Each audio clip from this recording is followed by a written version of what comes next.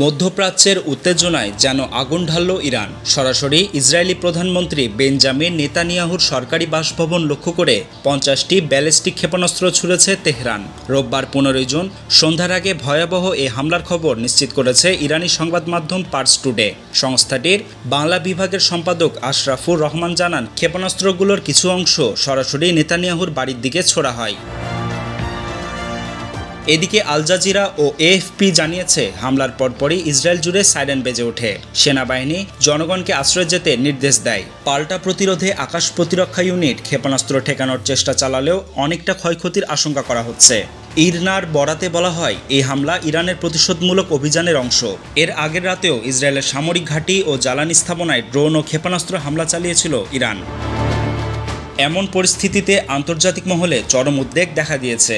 জাতিসংঘ ও বিভিন্ন বিশ্বশক্তি উভয় পক্ষকে উত্তেজনা প্রশমনে অবিলম্বে সংলাপে বসার আহ্বান জানিয়েছে।